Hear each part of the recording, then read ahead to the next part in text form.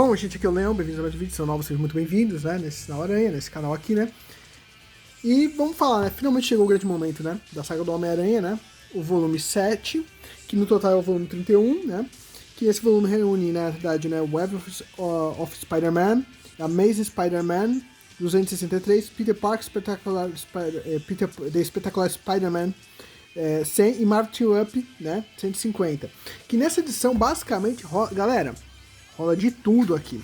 Nós temos aqui histórias muito legais do Homem-Aranha aqui, né, como o Presente Grego, o Espetacular Menino Aranha, Separação, até que a morte nos separe.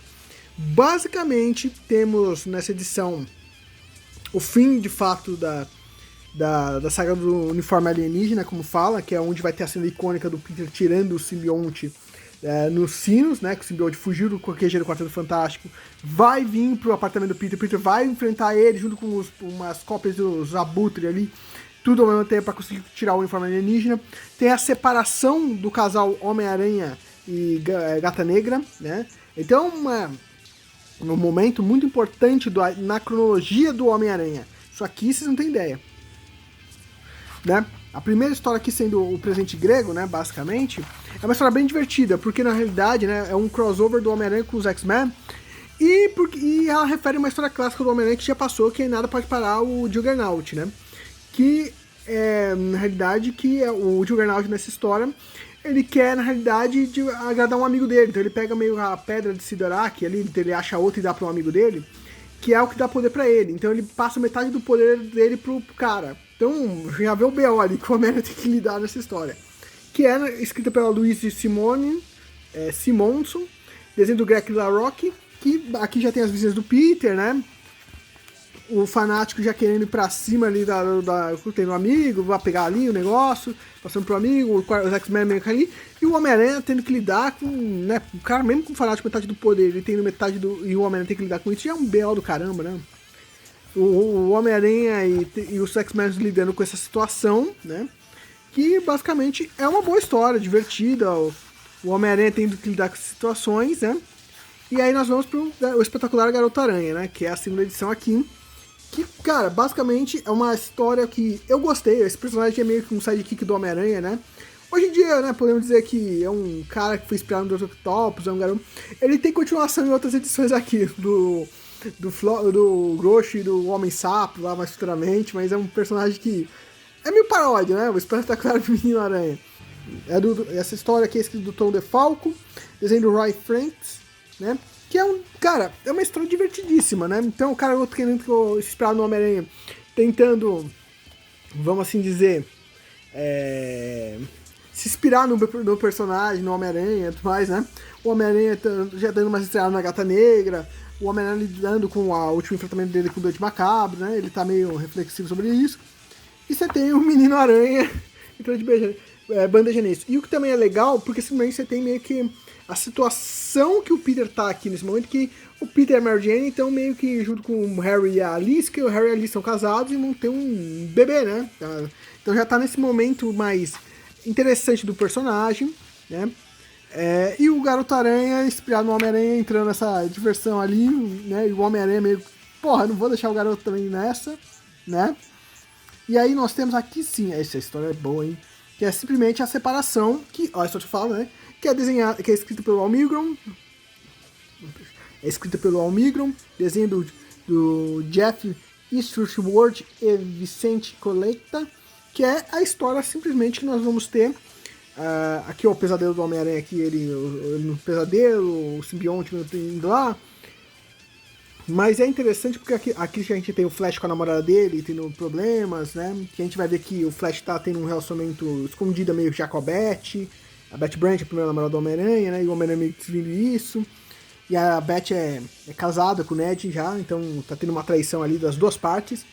Mas é interessante porque nessa história aqui você tem, né, a volta do Homem-Aranha aqui e a Gata Negra enfrentar o Mancha, né, que é a separação do Homem-Aranha com a Gata Negra, né, em si.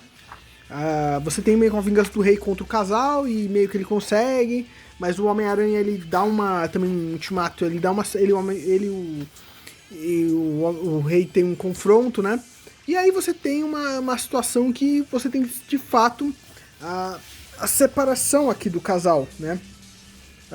o fim desse relacionamento deles, que finalmente ocorre nessa história, e o simbionte também, né,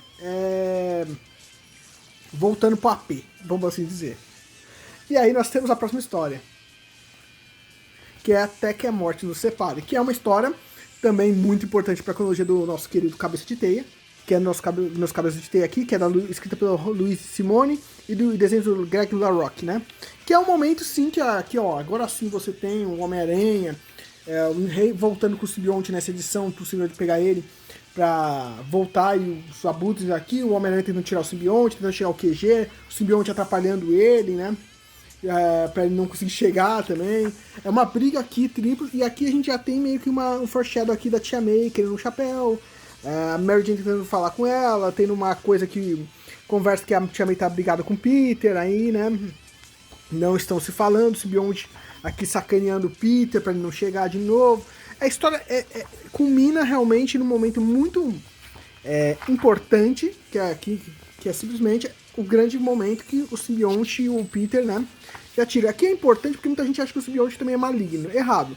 O simbionte ama o Peter, né? O simbionte, até o mesmo simbionte do uniforme negro, né, do traje negro, que é o original, ele não é maligno em comparação aos simbiontes, e simplesmente ele amava o Peter. E aí você tem uma coisa assim, o simbionte, o arco do simbionte, é uma coisa importante de dizer, é que a ideia de deixar o Homem-Aranha mais forte de fato e mais agressivo veio do Spider-Man Animated Series lá em 1994, na primeira temporada. O máximo que ele tem aqui do simbionte de fato deixar o Homem-Aranha mais forte é uma citação dele lutando com o Dente Macabro, acho que era nas edições anteriores, que é uma citação que poderia ser até o próprio Homem-Aranha sendo mais forte do que ele normalmente era, né? E não o simbionte tunando ele, mas na realidade é uma coisa que é acrescentada ao simbionte posteriormente em outras mídias. Só que é interessante dizer uma coisa, o simbionte não é mal. Hoje em dia o pessoal acha que o simbionte é o Venom. Não, o simbionte é uma coisa e o Venom é outra. Senão porque o próprio Homem-Aranha não se tornou Venom, né? É uma questão de pensar, só entender o personagem, enfim. E aqui é interessante porque o simbionte salva o Peter e é dado como morto. E só vai voltar de fato bem depois, quando o nosso Venom já estiver entrando em cena. Mas é uma edição extremamente importante pro Cabeça de Teia, né? Que a gente tem aqui o Peter, nosso herói aqui, entrando num rolê aqui bem legal. Que é uma história que, gente, que é interessante pro personagem. Eu acho essa edição imperdível, na realidade, ela é muito importante pra história do Homem-Aranha. E, de fato, fecha essa fase. Então, né, o vídeo vai ficando por aqui, né? Mas sabe o que falta? Vocês deixarem aquele like e aquele se inscrever se são novos, sejam muito bem-vindos. E a gente se vê no próximo vídeo, né, nesse Sinal Aranha. Essa máscara. Eu quero ver o meu sobrinho.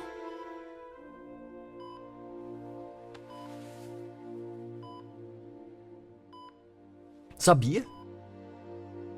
Já faz um tempo. Eu não queria te preocupar. Preocupou. E eu estou tão orgulhosa. O Ben também estaria. Você salvou tanta gente.